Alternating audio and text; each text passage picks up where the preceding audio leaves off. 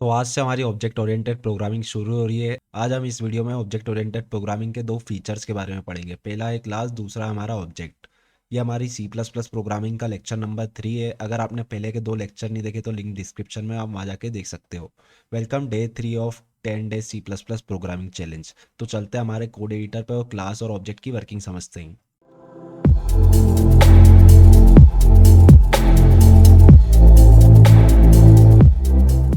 आपको याद होगा, आपने जब सी प्रोग्रामिंग पढ़ी होगी तो आपने स्ट्रक्चर के बारे में पढ़ा होगा। हम आपको इसलिए बता रहे हैं क्योंकि जो क्लास है ना, वो स्ट्रक्चर का एडवांस वर्जन है। अगर आपको स्ट्रक्चर के बारे में नहीं पता तो आप हमारी वीडियो देख सकते हैं। सी प्रोग्रामिंग की 4th वीडियो में हमने आपको स्ट्रक्चर के बारे में बताया अच्छे से। वो वीडियो की लिंक आपको डिस्क्रिप्शन में मिल जाएगी। तो ये हमारा स्ट्रक्चर का पैटर्न था बनाने का। हम आपको एक एग्जाम्पल बताना चाह रहे थे बस, कि इस तरीके से हम स्ट्रक्चर को बना के तैयार करते हैं और स्ट्रक्चर का डाटा एक्सेस करते हैं। अब इसको हटा देते हैं और हम चलते हैं सी प्लस प्लस में। तो अब हम क्लास और ऑब्जेक्ट की वर्किंग समझेंगे। तो जो भी हम पॉइंट बोलेंगे वो आप लिख लेना। तो सबसे पहला पॉइंट हमारा ये है कि क्लास स्ट्रक्चर का एडवांस वर्जन है। फर्स्ट पॉइंट हमारा ये है। सेकंड पॉइंट ये है कि क्लास को हम क्लास कीवर्ड की हेल्प से बनाते हैं। तो हम सिंपली यहाँ पे क्लास कीवर्ड का यूज़ कर लेते हैं। थर्ड पॉइंट ये है कि क्लास का नाम हम कुछ भी रख सकते हैं। तो हम जैसे क्लास का नाम रख देते हैं फर्स्ट, वो क्लास की बॉडी बना के तैयार कर देते हैं। यहाँ पे हम सेमीकोलन का यूज़ कर देते हैं। अब फोर्थ पॉइंट हमारा ये है कि क्लास एक यूज़र डिफाइंड डाटा टाइप है। तो इसको हम हमारे अकॉर्डिंग बना सकते हैं। तो हम क्या करते हैं, इंटीजर एक्स नाम का एक वेरिएबल बना लेते हैं क्लास के अंदर, और एक और वेरिएबल बना लेते हैं इंटीजर वाई नाम का। और एक्स के अंदर हम 10 स्टोर करा देते हैं और वाई के अंदर हम 20 को स्टोर करा देते हैं। तो अभी हम प्रोग्राम को कंपाइल करेंगे तो ध्यान से देखना, दो एरर आएगी। ये एरर क्यों आएगी आप पढ़ के समझ जाओगे। Simply, can not initialize the class member year. इस एरर का मतलब ये है कि हम क्लास के मेंबर को यहाँ पे इनिशियलाइज नहीं कर सकते। क्लास का मेंबर जो क्लास के अंदर बने हैं उन्हें क्लास का मेंबर कहा जाता है। मतलब हम क्लास के अंदर के वेरिएबल को इनिशियलाइज नहीं कर सकते हैं डायरेक्टली। तो हम सिंपली इसको यहाँ से हटा देते हैं। अब हमारा फिफ्थ पॉइंट ये है कि अगर आपको क्लास के अंदर के वेरिएबल को इनिशियलाइज करना है तो आपको क्लास का ऑब्जेक्ट बना के तैयार करना पड़ेगा। तो क्लास का ऑब्जेक्ट हम इस तरीके से बनाते हैं। हम सिंपली यहाँ पे ए लिख दिया। आप किसी भी नाम का ऑब्जेक्ट बना के तैयार कर सकते हो। हमने ए नाम का ऑब्जेक्ट बना के तैयार करा। अब हम इस ऑब्जेक्ट की हेल्प से क्लास के अंदर के वेरिएबल के अंदर डाटा स्टोर कराएंगे। ध्यान से देखना, हमें सबसे पहले ऑब्जेक्ट का नाम लिखना है, फिर डॉट लगाना है, फिर क्लास के अंदर के वेरिएबल का नाम लिखना है। जैसे हमें एक्स के अंदर डाटा स्टोर कराना है तो हम सिंपली यहाँ पे एक्स लिख देंगे। एक्स के अंदर हमें 10 स्टोर कराना है तो हम यहाँ पे 10 दे देते हैं।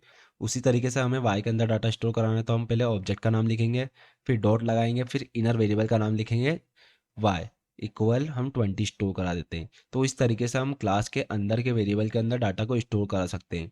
अब हम प्रोग्राम को कंपाइल करेंगे तो फिर से एरर आएगी। ध्यान से देखना, प्रोग्राम को कंपाइल करा तो दो एरर आ गई है। First X is not accessible, first Y is not accessible. ये एरर क्यों आ रही है हम आपको बताते हैं। कि जो क्लास होती है वो बाय डिफॉल्ट प्राइवेट होती है, इसलिए हम क्लास के अंदर के मेंबर को या फिर डाटा को एक्सेस नहीं कर सकते। अगर हमें एक्सेस करना है तो क्लास को पब्लिक करना पड़ेगा। तो हम पब्लिक कीवर्ड की हेल्प से क्लास को पब्लिक करते हैं। और यहाँ पे ध्यान से देखना, कॉलन का यूज़ करेंगे, सेमी कॉलन नहीं लगाएंगे। नहीं तो आपको कन्फ्यूजन हो जाए, आप सेमी कॉलन लगा दे।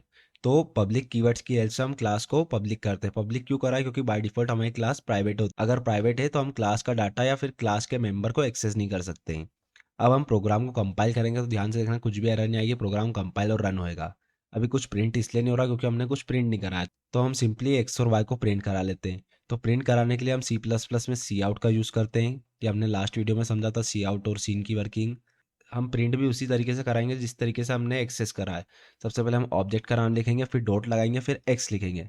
उसी तरीके से हम सिंपली सी आउट, फिर एक्सेशन ऑपरेटर, फिर ए डॉट वाई।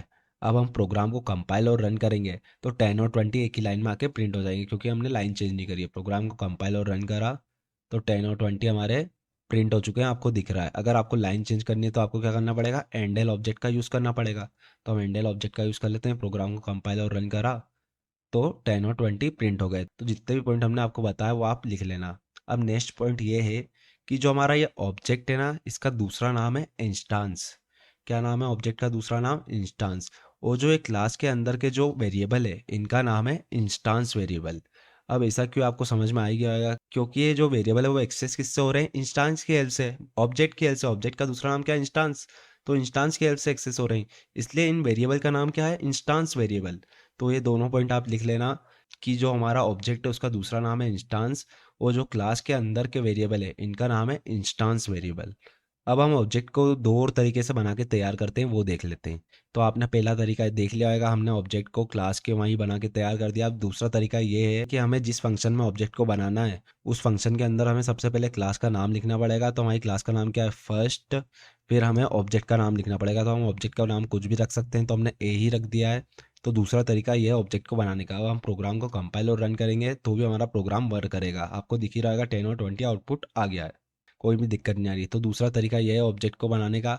अब तीसरा तरीका ये है कि हम ऑब्जेक्ट को ग्लोबली बना दें, जिससे हम यहाँ पे पेस्ट कर देते हैं इसको। तो ये हमारा तीसरा तरीका ऑब्जेक्ट को बनाने का। अब हम प्रोग्राम को कंपाइल और रन करेंगे तो ध्यान से देखना आउटपुट सेम ही आएगा। तो ये तीन तरीके हैं ऑब्जेक्ट को बना के तैयार करने के। तो आपको क्लास और ऑब्जेक्ट की वर्किंग समझ में आई गई होगी, जितने भी पॉइंट हमने आपको बोले हैं वो आपने लिख लिए होंगे। अब हम एक एग्जाम्पल देखते हैं, बहुत इंपॉर्टेंट एग्जाम्पल है, ध्यान से देखना। हम क्या करते हैं, यहाँ से इसको हटा देते हैं। अभी हमने कुछ भी स्टोर नहीं करा रखा एक्स और वाई के अंदर। अब हम प्रोग्राम को कंपाइल और रन करेंगे तो हमारा आउटपुट आएगा 0 और 0, आपको दिख ही रहेगा। हमने ऑब्जेक्ट को कहाँ बना रखा है, ग्लोबली बना रखा है। अब हम क्या करते हैं, इसको यहाँ से हटा के हम क्लास के यहाँ ऑब्जेक्ट को बना देते हैं ए नाम का। अब हम प्रोग्राम को कंपाइल और रन करेंगे तो हमारा आउटपुट क्या आना चाहिए, 0 और 0 आना चाहिए। तो 0 और 0 आ गया है, ठीक है। अब हम क्या करते हैं, ऑब्जेक्ट को यहाँ से हटा के हम इस फंक्शन के अंदर बना देते हैं।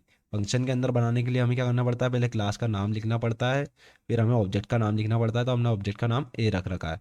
प्रोग्राम को कंपाइल और रन करेंगे तो इस प्रोग्राम का आउटपुट क्या आएगा, ये आपको कमेंट में लिख के बताना है। और क्यों आएगा ये भी आपको कमेंट में लिख के बताना है। अगर आपको समझ में नहीं आ रहा है कि इस प्रोग्राम का आउटपुट ये क्यों आ रहा है, तो आप हमसे कमेंट में पूछ सकते हो। अगर आपको ये वीडियो पसंद आई है तो वीडियो को लाइक करना, अपने फ्रेंड्स के साथ शेयर करना। और अगर आपको प्रोग्रामिंग सीखनी है, C, C plus plus, Java, D S A, तो आप हमारे चैनल को सब्सक्राइब कर सकते हो।